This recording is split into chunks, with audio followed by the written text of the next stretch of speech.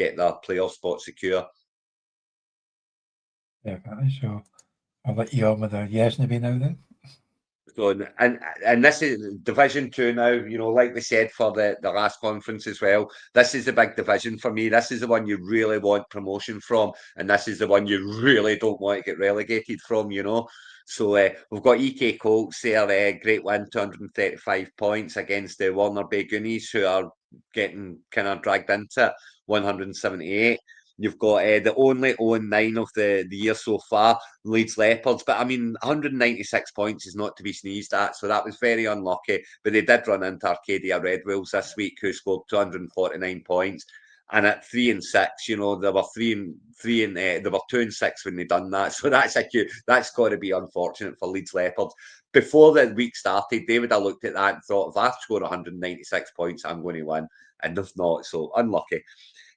Ancoat Citizens, there 184 points was enough to beat the Yorkshire Finns of 159. You've got the Darlington Rams, there 183 points over the Solihull Sharks, 178, quite close. Then you've got the New Barsden Marshals, who got 208 points and beat the Orkney Warriors, 185 points. And finally, you've got the Sorens Flyers and our very own Martin, 255 points, great score for the week, absolutely destroyed the New Mexico Chipabras at 174 points.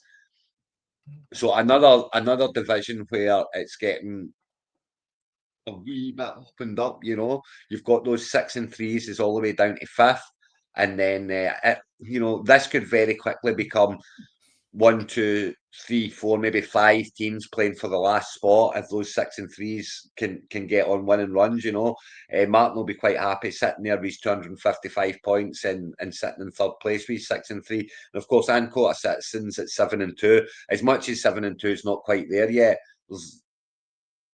there's so many 6 and 3s that you have to think that 7 wins might be enough in this division to scrape into a spot. So they'll be sitting quite comfortable. And Arcadia Red Wolves, I mean, yeah, you would say at 3 and 6, it's a long way back, but they're only 2 games behind, and they did score 250 points this week. So there's obviously something good happening within the team.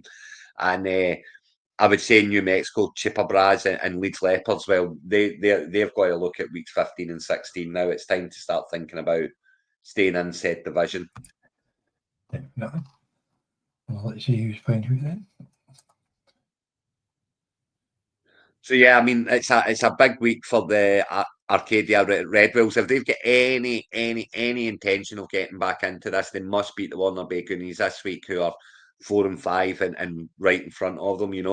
EK Colts at 6 and 3. If they can beat the Yorkshire Finns, then it knocks Luke into the mire, and it puts them with a foot in the playoffs. You've got Sam's Darlington Rams up against the 0-9 Leeds Leopards, and Matty's looking for that elusive first victory. It would be a good time to get it now for the rest of the division, keep things tight with the 5 and 4s. New Barsden Marshals against Ancona Citizens, that's big in the sense that if the New Barsden Marshals can get that win, it just puts that wee bit more daylight for them. And New Mexico Chicabras at 2 and 7 against the Solihull Sharks. It's a good time for the Solihull Sharks to be running into one in the bottom 2 at 4 and 5, and the Warner Bay Warriors at 6 and 3 playing against the Soren Flyers 6 and 3. So one of them's pretty much securing their spot, and the other one is going to be looking over their shoulder after this week when they lose. Yeah, the leaders haven't set their team yet. There's like 4 or 5 players on a bye. But yeah, no, it's some nice games here. So what's the big game here then? I mean, for me, the big game here is it's not quite it go down a wee bit further. I mean, the EK Colts and Yorkshire Finns is huge in the sense of for both teams. EK Colts can get them in, and Yorkshire Finns want to get that wee bit of daylight. But honestly, I think the biggest one here is the Orkney Warriors and the Soren Flyers. And the reason I say that is because it's the 2, 6 and 3 teams, and one of them is going 6, and the 6 and 3 teams have got that wee bit of a gap between them and the playoff spot. The loser here will not have that gap next week, and the winner here will be looking very, very comfortable to make the playoffs with 4 weeks to go. So I would say that's a big game this week. Let's have a wee look at it and see who's doing what. And the Orkney Warriors down the bottom, Johnny. Let me have a look at that, and Well, he's not picked Well, his team. obviously Martin's still got to put his quarterback in. That's not there. But I mean, Brees Hall. Where are you with Brees? Is Brees Hall going to throw his toys out the pram, or is he going to be great for the rest of Well, the year? I can't make my mind up. I I, change my I mind every thought, day. well, he missed practice yesterday because he's suffering from depression, I heard. So I think that's just a I bit of nonsense. I don't,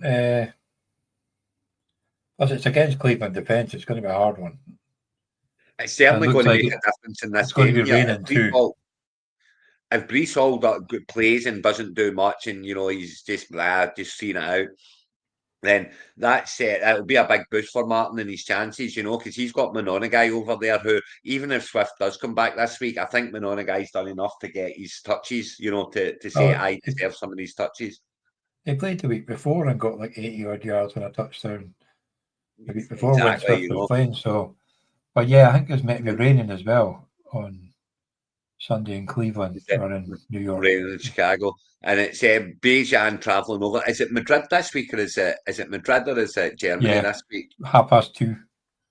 +2, yeah. So Bejan playing there. I mean, that's sometimes going to these international games, it helps the big players. They want to show off in front of there, and sometimes they have an absolute nightmare because a wee bit jet lagged and no one, no want to travel. So very much depends what side Bejan lands on that sense, and could make a big difference to this game. But this is a big game. Puka and Drake London against each other. Dobbs and Waddle's pretty close. You have to like Adams over Washington.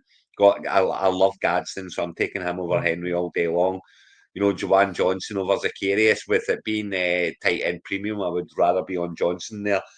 Hawkinson and Walker, I would say Hawkinson for the same reason, So yeah, this is a very tight one. Ray Walker and Landman's a good matchup as well, and of course Spillane and Davis is a good. So this is going to be a very tight game, and it'll be interesting to see the outcome of it. But the winner of that, he's got Swift, and he's got Mononaghy. That's a bit harsh. That's a decision, and of course no Lamb. He's on bye week, but on the other side he's got Pickens. So I mean, yeah, this is a big game, and the winner, as I said, looks comfortable, and the loser is looking over his shoulder. Because remember, I mean, teams that are 6-3 right now, not only could they miss out in the playoffs, but they could miss out in the playoffs and then still get relegated. And that would be harsh if you're sitting 6-3 after 9 weeks. To go down after that would be a bit harsh, but someone will. I do believe there'll be a team who's 6-3 right now and will be relegated.